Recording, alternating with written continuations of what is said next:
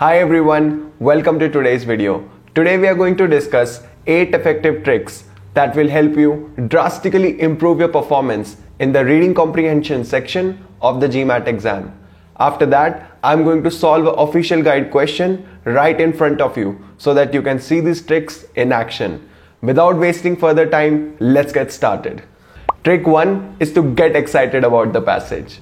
It's all a game of mindset when it comes to solving a reading comprehension question.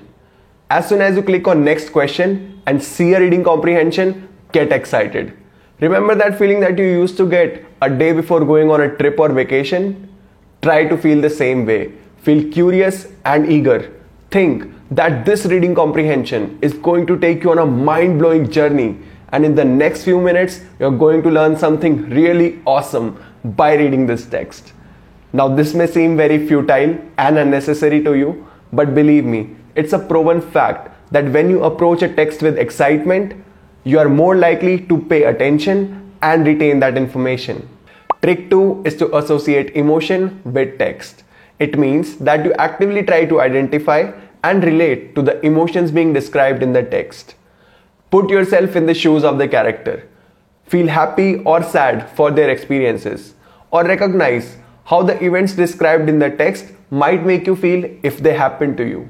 Personally, when I read a text, parallelly, I try to make a story of it in my mind, like you would do if you were watching a movie. It's a scientific fact that emotions act as attention-grabbing mechanisms, making it more likely for us to remember information that we associate with them. Whenever you have an emotional response, it activates amygdala, a part of our brain responsible for processing emotions. This activation then sends a signal to the hippocampus, the part of our brain responsible for memory formation. Thus, this whole process increases our memory consolidation and recall. Trick 3 is to read slowly and consciously. Sometimes you might feel that, let me quickly go through the passage and move to the questions. If I have some doubt while solving the questions, I'll quickly go and revisit the passage. No, don't do that. Take ample time to read the passage.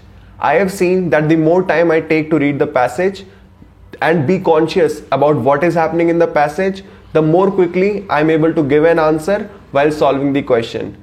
This saves a lot of back and forth. When we attempt a question, we do have to go back to the passage. But if you have read the passage carefully, then you get two benefits.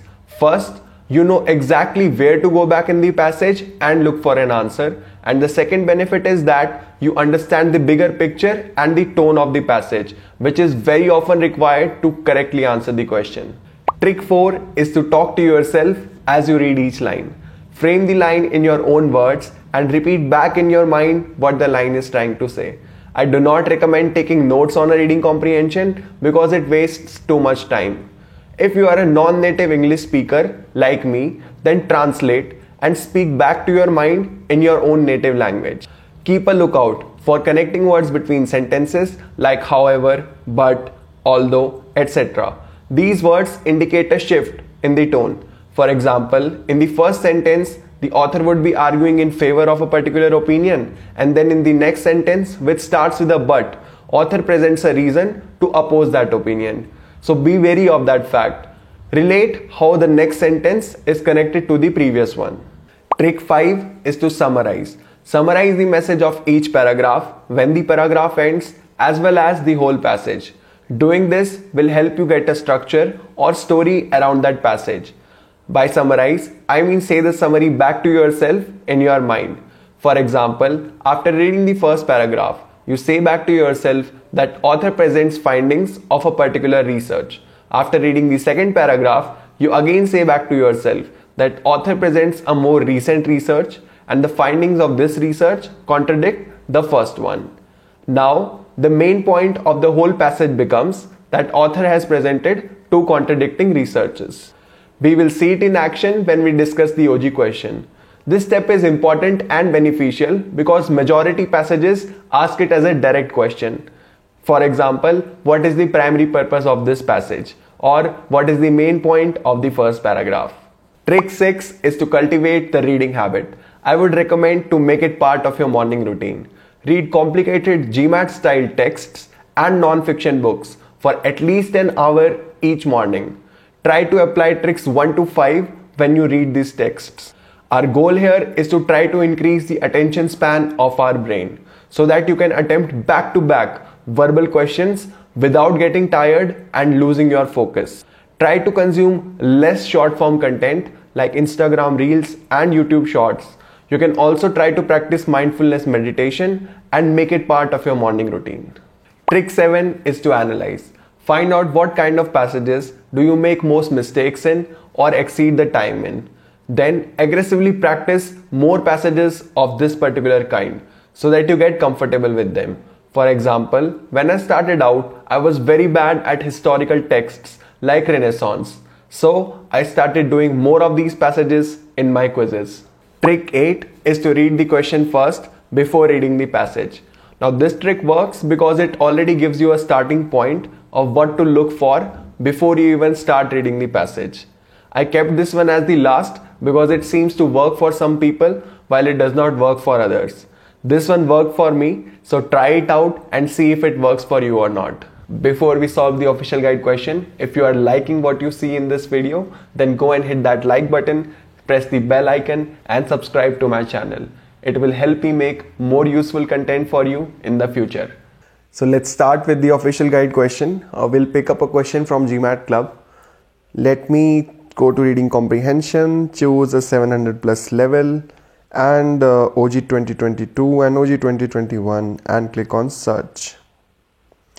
Okay, let me pick up a question which I have not yet attempted, and here we go. So resin is a plant secretion that, okay, so looking at the first glance at the question, this falls in science and technology genre, and I'm a big fan of science and technology questions. Whenever they come, I tend to get them correct. So excited for this. Let's see what new facts it's going to tell us. And cool, let's go and attempt the question. Two things before I attempt the question.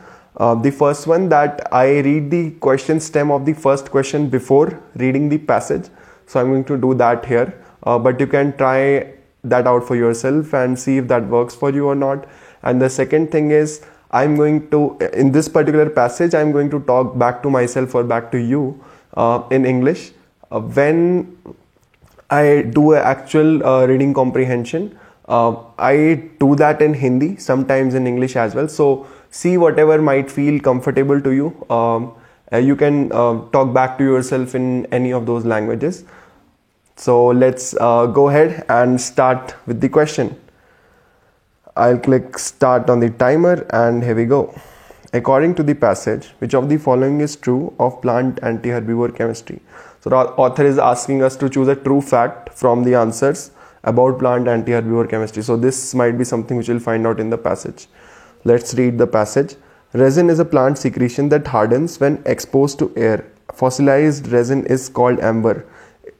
In my mind, it's coming that resin is that brown colored thing which leaks out of the plant's bark and then settles down, dries up and forms kind of brown crystals kind of thing. Is that resin? Although Pliny in the 1st century recognized that amber was produced from marrow discharged by trees, amber has been widely understood to be a semi-precious gem and has even been described in mineralogy textbooks. Wow. So people are thinking that that thing which is leaking out and depositing is a gem. This is really funny. Confusion also persists surrounding the term resin, which was defined before rigorous chemical analysis were available. So amber has been confused, which is the dried form of resin, and resin has itself been confused as well. Resin is confused with gum, a substance produced in plants in response to bacterial infections, and with sap, an aqueous solution transported through certain plant tissue. So resin has been confused with two things, gum and sap. Resin differs from both gum and sap in that scientists have not determined a physiological function for resin. Scientists have not been able to determine what function resin performs. That is the difference. Okay, so in the first paragraph, the author talks about resin. Author talks about amber and the confusion between amber and the semi-precious gem, and then he talks about resin and the confusion between sap and gum with resin. Okay. In the second paragraph, in the 1950s, entomologists posited that resin may function to repel or attract insects. Frankel conjectured that plants initially produced resin in non-specific chemical responses to insect attack, and that over time, plants evolved that produced resin with specific repellent effects. So earlier people were thinking that this resin has something to do with the repelling or attracting insects, and plants have evolved resins with specific repellent effects which repel certain insects. But some insect species, he noted, might overcome the repellent effects, actually becoming attracted to the resin. Okay, so this might also happen. This might induce the insect to feed on those plants or aid them in securing a breeding site. So aiding the insects so that they can breed on the plant. So this kind of mechanism has also evolved. Later researchers suggested that resin mediates the complex interdependence or co-evolution of plants and insects over time. So all these ideas author is saying that what people thought about resin in 1950s, after that in the later part, they are saying that plants and insects are co-evolving over time, and resin is the plant chemical that is mediating that. Such ideas led to the development of specialized disciplines. So all of this led to development of chemical ecology. This chemical ecology, so now author is defining it, this is concerned with role of plant chemicals in interaction with other organisms. So how plant chemicals affect other organisms, and with evolution and ecology of plant anti-herbivore chemistry, and how plant anti-herbivore chemistry has evolved. So that this is also called chemical ecology. What is plant anti-herbivore chemistry? Plants' chemical defenses against attack by herbivores such as insects. So how our body's immune system protects us against infections. Similarly, plants' chemical defenses against herbivores specifically is called plant anti-herbivore chemistry. Okay. So now we can attempt the question. We took around 4 minutes, which is a bit longer because I have been talking to you. If you do it and with practice, you would be able to do it much faster. Reading the paragraph should take around 3 minutes.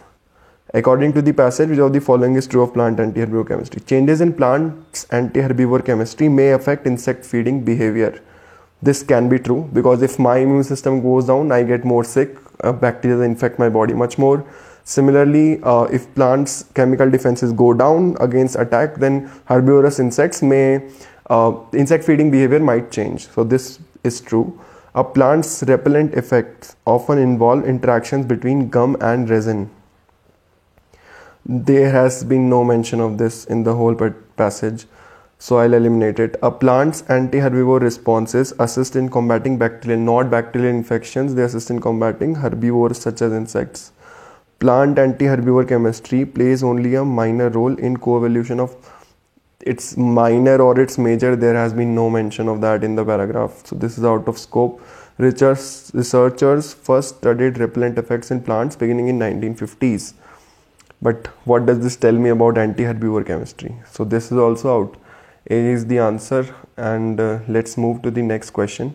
I'll only answer 2 questions in this particular video to keep the video length short. Of the following topics, which would be most likely to be studied within the discipline of chemical ecology as it is described in the passage? So they are asking us which of these topics fall in chemical ecology. Seeds that become attached to certain insects, which in turn carry away the seeds and aid in reproductive cycle of the plant species in question. So this is what we used to read in childhood, which is pollination. Does pollination fall in chemical ecology? Let me read what chemical ecology was once again. So chemical ecology is concerned with role of plant chemical in interaction with other organisms. So it should talk about plant chemical, it should talk about other organism, and if some evolution happens in those things. So there is no mention of any plant chemical in this particular discipline, so I don't think it falls in chemical ecology. Eliminate A, let's go to B. An insect species that feeds on weeds detrimental to crop health and yield, and how these insects might aid in agricultural reproduction. No. Effect of deforestation on the life cycles of subtropical carnivorous plants and insect species on which the plants feed. So again, no mention of any plant chemical or evolution between plant and organism happening. The growth patterns of a particular species of plant that has proved remarkably resistant to herbicides. But herbicides are pesticides, so these are not like organisms. So A, B, C, D are out. Let's read E. Insects that develop a tolerance for feeding on plant that had previously been toxic to them and the resultant changes within that plant species. Okay, so this has a plant chemical because chemicals is what was toxic to the insect, and then insect developed a tolerance for feeding on that plant, and then plant species changed itself, so it evolved as well. So this actually falls within chemical ecology. I would go with E. Okay, we did not put a timer on this, but I think it took around 1 minute, for 1 minute 15 or 20 seconds to solve both question 1 and 2. So guys, that's it for this particular video. As I told you the tricks earlier, read the passage with excitement, feel the emotion, right? Like we were feeling when something funny was being said in the text. So feel that emotion, and it will help you to relate with the text. The third thing was like read slowly and consciously. So you should be aware of what the text is saying. It took us more time doing it this time because I was talking back to you. With practice, what might happen is, as soon as you read a particular line, it will register in your brain automatically without even you saying it back. So at the very beginning, try talking back to yourself, but after some point of time with practice, it will become like it will happen subconsciously to you. So as soon as you read a line, a part of your brain is already talking to yourself, and you will understand it as soon as you read the complete line. So that's all for the video. I hope you enjoyed this video. Thank you so much for watching. I'll see you in the next one.